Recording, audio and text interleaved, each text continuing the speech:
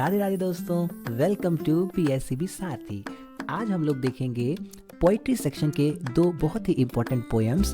पहला है now the leaves are falling fast, जिसको लिखा है W.H. ऑर्डन ने, और दूसरा पोएम है ऑड टू ऑटम, जिसको लिखा है जॉन कीट्स ने। अगर अभी तक आपने हमारे पुराने वीडियोस को नहीं देखा है तो ज़रूर देखें। सारे वीडियोस के प्रॉपर प्लेलिस्ट बना दिए गए हैं और उसका लिंक भी आपको डिस्क्रिप्शन बॉक्स में मिल जाएगा। तो आइए शुरू करते हैं। हमारा पहला पोएम है now the leaves are falling fast. तो हमारा जो पहला पोएम है वो है now the leaves are falling fast, जिसको लिखा है W.H. ऑर्डन ने। ठीक है, इनका जन्म 21 फरवरी 1907 को हुआ था। ठीक है, और इनका मृत्यु 29 सितंबर 1973 को हुआ था। ठीक है, ये W.H. ऑर्डन जो हैं 20th सेंचुरी के बहुत ही फेमस इंग्लिश पोइट माने जाते हैं। ठीक है, इनका एजुकेशन ऑक्सफोर्ड यूनिवर्सिटी से हुआ। ठीक है, और अपने पढ़ाई के दौरान ही इन्होंने पोइट्री लिखना शुरू कर दिया था। ठीक है, और ये पोइट्री को बहुत ही सीरियसली लेने लगे। ठीक है, जब ये ऑक्सफोर्ड यूनिवर्सिटी के अंदर में थे तब। ठीक है, 1939 के अंदर में, ठीक है, ये यूनाइटेड स्टेट्स यानी कि अमेरिका में शिफ्ट हो गए और परमानेंटली वहाँ के सिटीजन बन गए। ठीक है, 1939 में W.H. ऑर्डन जो हैं, ठीक है, ये परमानेंटली अमेरिका शिफ्ट होकर के वहाँ के सिटीजन बन जाते हैं। ठीक है, इनको 1948 के अंदर में पुलिट्जर प्राइज से सम्मानित किया गया था इनके collection the age of anxiety के लिए। ठीक है, और हमारा जो प्रेजेंट पोएम है now the leaves are falling fast वो इसी कलेक्शन से दिया गया है। ठीक है, W.H. ऑर्डन के कुछ जो फेमस वर्क्स रहे हैं, ठीक है, एक द ऑरेटर्स, दूसरा है द डांस ऑफ डेथ, तीसरा है look stranger and look stranger, और एक है द एज ऑफ एंग्जाइटी। ठीक है, ये इनके द्वारा लिखे गए कुछ फेमस कलेक्शंस हैं। आई होप आपको ये बातें अच्छे से समझ में आ गई होंगी। तो आइए अब हम लोग देखते हैं इस पोएम के मेन थीम को। ठीक है, तो इस पोएम के अंदर में फास्ट अराइवल ऑफ विंटर दिखाया गया है, यानी कि जो विंटर का मौसम होता है, सर्दी का जो मौसम होता है, उसके तेजी से आने का वर्णन किया गया है। ठीक है, कवि दिखाता है इस पोएम के अंदर में कि जो सर्दी है वो बहुत ही अचानक से और तेजी से बढ़ते हुए आ रही है। ठीक है, और इस विंटर के सीजन के कारण से पेड़ से जो पत्ते हैं, ठीक है, वो तेजी से क्या हो रहे हैं, नीचे की तरफ गिर रहे हैं झड़ के। ठीक है, और ये गिरते हुए जो पत्ते हैं, ठीक है, ये दिखाते हैं कि कैसे हमारे युवा अवस्था के जो हमारे खुशियां हैं वो धीरे धीरे करके समाप्त होती जा रही है। ठीक, कवि के अनुसार जो विंटर है यानी कि जो सर्दी का जो मौसम है ये बहुत ही दुख, डर और कठिनाइयों का एक प्रतीक माना जाता है। यानी कि ठंड का जो मौसम है उसमें हमारा जीवन बहुत ही कष्ट और परेशानी में बीतता है, इसलिए कवि जो है विंटर को इस तरह से दिखाते हैं। ठीक है, इस पोएम के अंदर में जो पोएट हैं W.H. ऑर्डन वो खास करके बच्चों पर ध्यान देते हुए कहते हैं कि जो बच्चे होते हैं, ठीक है, वो बहुत ही कमज़ोर, असहाय और बिना सुरक्षा के होते हैं। ठीक है, वो बहुत ही अनप्रोटेक्टेड होते हैं। ठीक है, और प्रकृति जो है, ठीक है, जो नेचर है ये इनडिफरेंट है। ठीक है, ये इनडिफरेंट है। प्रकृति जो है मानव दुख के प्रति जो है बहुत ही उदासीन तौर पे आपको इसमें दिखाया गया है। इस पोएम के अंदर में पोएट ने ये बताने का प्रयास किया है कि प्रकृति अपने नियमों के अनुसार चलती है, उससे इंसानों के दुख सुख से कोई फर्क नहीं पड़ता है। ठीक है, कविता जो है ये भी दिखाता है कि कैसे समय जो है, ठीक है, कैसे जो समय है वो मासूमियतों को नष्ट कर देता है। यहाँ मासूमियत कहने का मतलब है जो छोटे छोटे बच्चे होते हैं, ठीक है, उनका भोला भाला जो दुनिया होता है कैसे ख़त्म हो जाता है, वो इस चीज़ को दिखाने का प्रयास करते हैं। ठीक है, जो पूरा कविता है ये पूरा का पूरा कविता जो है ये हमारे जीवन के कठोर सच्चाई जो है, ठीक है, कठोर सच्चाई को उजागर करती है। ठीक है, it highlights the harsh reality of our life. ठीक है, यह पोएम जो है ये हमारे कठोर जीवन के, ठीक है, सच्चाई को उजागर करती है। ठीक है, और इस पूरे पोएम का जो टोन है, ठीक है, टोन वो काफ़ी सैड यानी कि दुखद और गंभीर, ठीक है, दुखद और गंभीर और निराशावादी तौर पर प्रकट किया गया है। ठीक है, आई होप आपको ये सारी बातें अच्छे से समझ में आ गई होंगी। अब बात करते हैं इस चैप्टर के कुछ इंपॉर्टेंट MCQ क्वेश्चंस को जो आपके आने वाले एग्जाम के लिए बहुत ही ज़्यादा इंपॉर्टेंट है। चलिए देखते हैं। हमारा पहला क्वेश्चन है travellers in their last distress is from, ठीक है, travellers in their last distress is from, ये जो लाइन लिया गया है, ये लाइन जो है लिया गया है now the leaves are falling fast, इसलिए इसका करेक्ट आंसर है ऑप्शन नंबर ए, ठीक है, ऑप्शन नंबर ए हो जाएगा इसका करेक्ट आंसर, ठीक है। आगे बढ़ते हैं question number 2, and the angel will not come, ठीक है, and the angel will not come, ये जो लाइन है ये लिया गया है now the leaves are falling fast, ठीक है, ऑप्शन नंबर डी हो जाएगा करेक्ट आंसर, ठीक है। अगला हमारा क्वेश्चन है, for Auden poetry was a, W.H. Auden के लिए पोइट्री एक बहुत ही सीरियस गेम था, ऑप्शन नंबर सी हो जाएगा correct answer. Question number 4, the line and the nightingale is dumb, ये जो लाइन है ये कहाँ से लिया गया है, तो ये लिया गया है option number C, now the leaves are falling fast, option number C हो जाएगा करेक्ट आंसर, ठीक है। आगे बढ़ते हैं, अगला क्वेश्चन है, now the night angle is dumb and the dash will not come, night angle dumb है, ठीक है, वो गूंगा हो चुकी है, ठीक है, जो नाइट एंगल है वो गूंगी हो चुकी है, और कौन अब नहीं आएगा, तो ये होगा एंजल, ठीक है, यहाँ एंगल है, ठीक है, इसका करेक्ट आंसर हो जाएगा एंजल, ठीक है, एंजल विल नॉट कम, ठीक है। क्वेश्चन नंबर 6 देखिए, nurses to the grave are gone, ठीक है, ये लाइन कहाँ से लिया गया है, तो ये लिया गया है now the leaves are falling fast, option number C is correct answer, ठीक है। आगे बढ़ते हैं, अगला मेरा क्वेश्चन है, W.H. Auden won which prize in 1948, 1948 के अंदर में जो W.H. ऑर्डन है उनको पुलिट्जर प्राइज दिया गया था, ठीक है, 1948 के अंदर में, तो करेक्ट आंसर हो जाएगा ऑप्शन नंबर ए। अगला मेरा क्वेश्चन है question number 8, and the active hands must dash lonely on the separate knee, ठीक है, द लोनली हैंड फ्रीजेस, ठंडे पड़ जाएंगे, ऑप्शन नंबर सी हो जाएगा इसका करेक्ट आंसर, ठीक है। आगे बढ़ते हैं, question number 9, in the second line of the poem now the leaves are falling fast, the word nurse stands for, ये जो वर्ड नर्स है वो किस चीज़ के लिए स्टैंड करता है, तो इसका करेक्ट आंसर हो जाएगा ऑप्शन नंबर सी, ट्री के लिए, ठीक है, option number C, tree is the correct answer, ठीक है। आगे बढ़ते हैं, question number 10, in the poem now the leaves are falling fast whispering neighbours, ठीक है, विस्परिंग नाइवर्स स्टैंड फॉर, जो विस्परिंग नाइवर वर्ड है ये किसके लिए यूज़ किया गया है, ठीक है, तो ये यूज़ किया गया है एजेंट्स ऑफ डेथ के लिए, ऑप्शन नंबर डी हो जाएगा इसका करेक्ट आंसर, ठीक है। आगे बढ़ते हैं, देखते हैं क्वेश्चन नंबर 11 को। ओके, क्वेश्चन नंबर 11 है, trolls mentioned in the poem now the leaves are falling fast are dash mythological creatures, इस पोएम के अंदर में एक शब्द यूज़ किया गया है ट्रोल्स, ठीक है, वो वर्ड ट्रोल किस माइथोलॉजिकल क्रिएचर के लिए यूज़ किया गया है, तो इसका करेक्ट आंसर है ऑप्शन नंबर ए, स्कैंडिनेवियन, ठीक है, ऑप्शन नंबर ए हो जाएगा करेक्ट आंसर, ठीक है। आगे बढ़ते हैं, question number 12, now the leaves are falling fast is a poem, ये किस तरीके का पोएम है, तो आपका करेक्ट आंसर है option number C, it is pessimistic cum optimistic, यानी कि निराशावादी और आशावादी, ठीक है, ऑप्शन नंबर सी हो जाएगा इसका करेक्ट आंसर, ठीक है। आगे बढ़ते हैं, question number 13, who has compose the poem now the leaves are falling fast, तो ये पोएम लिखा गया है W.H. ऑर्डन के द्वारा, ऑप्शन नंबर ए हो जाएगा करेक्ट आंसर, ठीक है। उसके बाद क्वेश्चन नंबर 14 देखिए, W.H. Auden won the Pulitzer prize in which year, तो इसका करेक्ट आंसर है 1948, ठीक है, 1948 के अंदर में उनको ये प्राइज दिया गया था, ठीक है। Question number 15, whose white waterfall could bless the travellers in their last, तो ये लाइन आपके पोएम से लिया गया है, ठीक है, इसका करेक्ट आंसर, ठीक है, हो जाएगा ऑप्शन नंबर ए, डिस्ट्रेस, ठीक है, white waterfall could bless travellers in their last distress, option number A is the correct answer, okay. Question number 16, W.H. Auden was, W.H. Auden जो है वो एक पोइट भी थे, ठीक है, वो एक ड्रामिस्ट भी थे, ठीक है, ऑप्शन नंबर सी में एरर है, यहाँ एसेइस्ट होगा, ठीक है, तो वो एक पोइट भी थे, ड्रामिस्ट भी थे, ठीक है, एंड वो एक एसेइस्ट थे, ठीक है, तो ऑल ऑफ दीज हम लोग लगा सकते हैं, ठीक है, ऑप्शन नंबर डी हो जाएगा। आगे बढ़ते हैं, question number 17, now the leaves are falling, ठीक है, ये जो पोएम है now the leaves are falling, ये किस टाइप का पोएम है, तो ये एक लिरिक पोएम है, ठीक है, lyrical poem, option number A हो जाएगा करेक्ट आंसर, ठीक है। Question number 18, now the leaves are falling fast dash the frustration inherent in human life, ठीक है, डैश द फ्रस्ट्रेशन, ठीक है, तो क्वेश्चन नंबर 18 का जो करेक्ट आंसर है वो है इनेक्ट्स, ठीक है, now the leaves are falling fast enacts the frustration inherent in human life, ठीक है, option number B is the correct answer.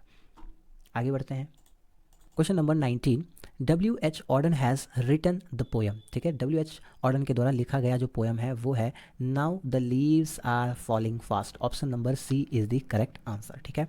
Okay, question number 20 देखिए, द प्रैम्स। प्रैम्स कहा जाता है उन तीन, आपने देखा होगा छोटे छोटे बच्चों को उनमें लिटा के उनको टहलाने के लिए ले जाया जाता है, उसी को प्रैम्स कहते हैं, ठीक है। The prams are rolling. Option number D हो जाएगा इसका करेक्ट आंसर, ठीक है। आगे बढ़ते हैं, question number 21, the travellers are we dash we human beings, ठीक है। ह्यूमन बींग्स को ट्रैवलर्स बताया गया है, ठीक है, which are moving towards the death, यानी कि हम ह्यूमन बींग्स वो ट्रैवलर्स हैं और हम डेथ की तरफ, मृत्यु की तरफ आगे बढ़ते हुए जा रहे हैं, ठीक है। Question number 22, human life is no better than death, ठीक है। हमारा ह्यूमन लाइफ जो है बहुत ही परेशानियों से घिरा हुआ है और इसीलिए वो कहते हैं कि डेथ से बेहतर ये नहीं है, ठीक है। तो ऑप्शन नंबर बी हो जाएगा correct answer. 23, now the leaves are falling dash, तो now the leaves are falling fast. Option number C हो जाएगा इसका correct answer. Question number 24, W.H. Auden won the Pulitzer prize for his collection of poems. किस collection of poem के लिए उनको इस prize से सम्मानित किया गया था? उनको ये प्राइज दिया गया था एज ऑफ एंग्जाइटी के लिए 1948 के अंदर में। तो ऑप्शन नंबर सी हो जाएगा करेक्ट आंसर, ठीक है। आगे बढ़ते हैं, question number 25, the dash has become dumb. कौन गूंगा हो चुका है? तो इसका करेक्ट आंसर हो जाएगा the nightingale has become dumb. Option number C is correct answer. Question number 26, dash waterfall could bless the travellers passing through that way. तो इसका करेक्ट आंसर है वाइट वाटरफॉल, ठीक है। इसका करेक्ट आंसर है white waterfall, ठीक है, could bless the travellers passing through that way. Okay, आगे बढ़ते हैं। अगला हमारा क्वेश्चन है 27, the falling of dash refers to speedy arrival of death. किसका गिरना? लीव्स का गिरना। ऑप्शन नंबर ए लीव्स हो जाएगा करेक्ट आंसर, ठीक है। Question number 28, the dash of death are whispering neighbours, ठीक है। The dash of death, the messengers of death, ठीक है, जो डेथ के मैसेंजर्स हैं, ठीक है, उन्हीं को विस्परिंग नाइबर्स बुलाया गया है इस पोएम के अंदर में। तो क्वेश्चन नंबर 28 का करेक्ट आंसर है ऑप्शन नंबर ए। आगे बढ़ते हैं, 29, the whispering neighbours left and right. ये जो लाइन है ये कहाँ से लिया गया है? तो ये लिया गया है now the leaves are falling fast. Option number C. Question number 30, nurses flowers will not last. ये जो लाइन है ये किनके द्वारा लिखा गया है? तो ये लाइन है now the leaves are falling fast का, और इसके जो ऑथर है, पोइट हैं, ये है W.H. ऑर्डन। तो करेक्ट आंसर हो जाएगा option number D. I hope आपको ये सारे क्वेश्चन समझ में आ गए होंगे। हमारा दूसरा जो पोएम है वो है ऑड टू ऑटम, जिसके पोइट हैं जॉन कीट्स, ठीक है। जॉन कीट्स का जो जन्म है वो हुआ था 1795 में और इनका डेथ 1821 में हो गया। इनका जन्म लंदन इंग्लैंड के अंदर में हुआ था, ठीक है। इन्होंने हालांकि पढ़ाई तो मेडिसिन का किया, ठीक है, लेकिन बाद में ये अपने पोइट्री के लिए बहुत ही ज़्यादा डिवोटेड हो गए, समर्पित हो गए, ठीक है। इन्होंने अपने जीवन काल के जो सबसे बेस्ट पोएम्स थे ये इन्होंने 1818 से लेकर के 1820 के बीच में लिखा, ठीक है। इनके जितने भी पोइट्री होते हैं, ठीक है, ये बहुत ही नेचर को डिवोटेड, ठीक है, और काफ़ी इमोशन से भरे हुए इनके पोएम होते हैं। हालांकि इनका जो डेथ है, ठीक है, इनकी जो मृत्यु है ये बहुत ही कम वर्ष में ही हो गई थी और इनका मृत्यु का मेन कारण था ट्यूबरक्लोसिस, ठीक है। इनका डेथ जो है ये ट्यूबरक्लोसिस के बीमारी के कारण से बहुत ही यंग एज में हो गया था इटली के अंदर में, ठीक है। आज जो जॉन कीट्स हैं उनको याद किया जाता है one of the greatest poets of English, यानी इंग्लिश के एक बहुत ही महान कवि के रूप में इनको जाना जाता है, ठीक है। इनके कुछ फेमस जो वर्क्स रहे हैं वो है एक लैमिया, ठीक है, एक हाइप्रियन, तीसरा है टू अ नाइटिंगेल, ठीक है, और एक है ऑन मेलंकोली, ठीक है। ये इनके द्वारा लिखे गए कुछ फेमस वर्क्स हैं, ठीक है। आइए अब हम बात करते हैं ये जो पोएम है ऑड टू ऑटम, इसके मेन थीम के बारे में। तो हमारा जो पोएम है उसका नाम है ऑड टू ऑटम, और अगर हम बात करें ये जो पोएम है ये किस टाइप का है, तो ये एक ओड है, या इसी को हम लिरिकल पोएम भी कह सकते हैं, ठीक है। ऑड कहते हैं हम उस तरह के पोएम को जो किसी खास चीज़ के प्रशंसा में लिखा जाता हो, ठीक है।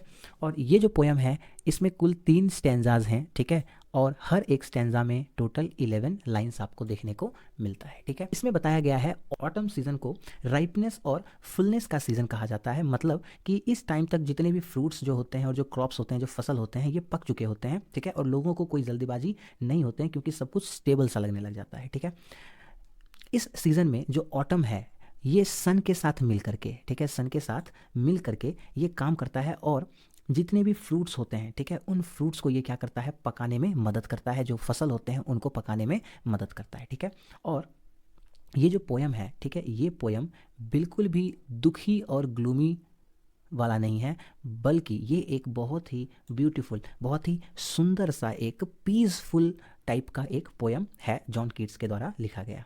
ठीक है, ये जो पोयम है ये बेसिकली हमारे जीवन के जो मैच्योरिटी के स्टेज हैं, ठीक है, जब हम परिपक्व हो जाते हैं उस स्टेज को दिखाता है। ठीक है, ऑटम लाइफ के मैच्योरिटी स्टेज को रिप्रेजेंट करता है। जैसे इंसान अपने जवान अवस्था के बाद मैच्योर होता है, समझदार और शांत और बैलेंस्ड बन जाता है। ठीक है, बिल्कुल वैसे ही ऑटम एक ऐसा मौसम है जो बहुत ही पीस, शांति वाला एक वातावरण देता है। ठीक है, पॉइंट है, ठीक है, ये विंटर सीजन को बहुत ही शांत स्वभाव से एक्सेप्ट करते हैं। ठीक है, उसको वेलकम करते हैं और वो कहते हैं कि जैसे हर एक मौसम का अपना एक म्यूज़िक होता है, अपना एक साउंड होता है, वैसे ही ऑटम का भी अपना एक क्या है, म्यूज़िक है। ठीक है, उसका अपना खुद का एक क्या है, साउंड है नेचर के अंदर में। ठीक है, तो आई होप आपको सारी बातें अच्छे से समझ में आ गई होंगी। और अब हम जल्दी से देखते हैं इस चैप्टर के कुछ इंपॉर्टेंट MCQ क्वेश्चंस जो आपके आने वाले एग्जाम के लिए बहुत ही ज़्यादा इंपॉर्टेंट है।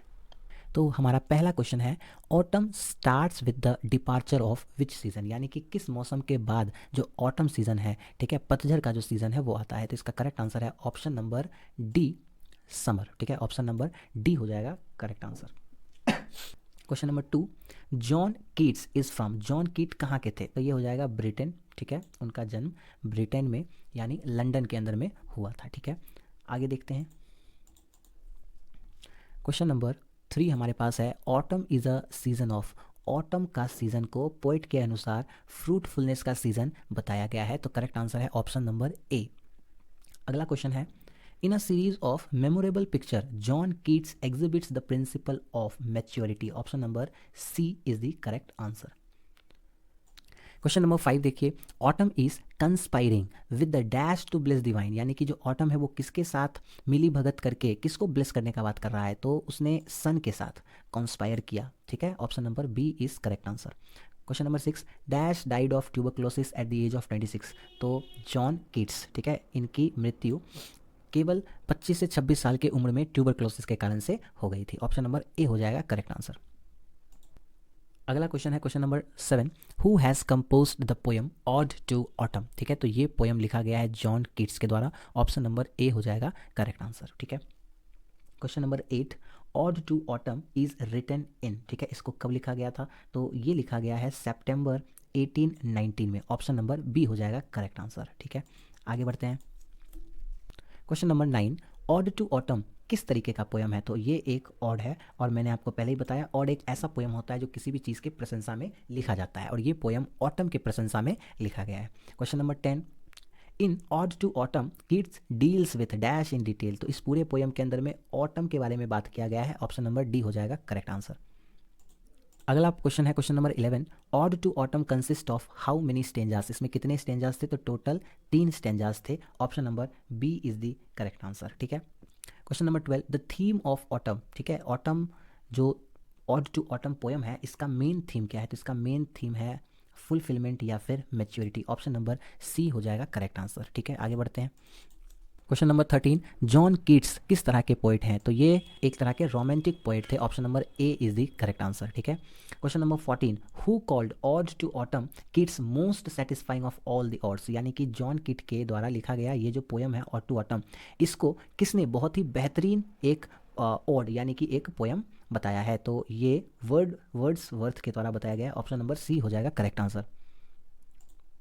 Question number 15, each stanza of ode to autumn consist of how many lines, तो हर एक स्टैंजा में टोटल 11 लाइन्स थे। Option number A is correct answer. Question number 16, who has been personified in ode to autumn, तो इस पूरे poem के अंदर में हमने ऑटम सीजन के प्रशंसा के बारे में बात किया है, ऑप्शन नंबर बी हो जाएगा करेक्ट आंसर। आगे बढ़ते हैं। अगला क्वेश्चन है question number 17। John Keats has written the poem. John Keats के द्वारा जो पोएम लिखा गया है वो है ऑड टू ऑटम, ठीक है। तो ऑप्शन नंबर बी जो है वो हो जाएगा करेक्ट आंसर, ठीक है। Option number B is correct answer. Question number 18 देखिए, एक लाइन दिया गया है, the bend with apples and mossed cottage tree. ये लाइन कहाँ से लिया गया है? तो ये लिया गया है आपके पोएम ऑड टू ऑटम से, ठीक है। ऑप्शन नंबर बी हो जाएगा करेक्ट आंसर। क्वेश्चन नंबर 19 है, conspiring with him how to load and bless. ये लाइन किस पोएम से लिया गया है? ये लिया गया है ऑड टू ऑटम, ठीक है। करेक्ट आंसर हो जाएगा option number A. Question number 20, dash was great lover of nature, ठीक है। तो ये है जॉन कीट्स, ठीक है। Option number A is correct answer, ठीक है। आगे बढ़ते हैं हम। Question number 21, in dash new leaves and fruits come out of the trees, ठीक है। तो इस पोएम के अनुसार, ठीक है, इस पोएम के अनुसार पोइट ने ऑटम सीज़न को बताया है कि ऑटम सीज़न के समय क्या होता है कि जो नए लीव्स होंगे, नए नए फ्रूट्स होंगे वो पेड़ों पे आने लग जाते हैं जैसे ये ऑटम खत्म होगा।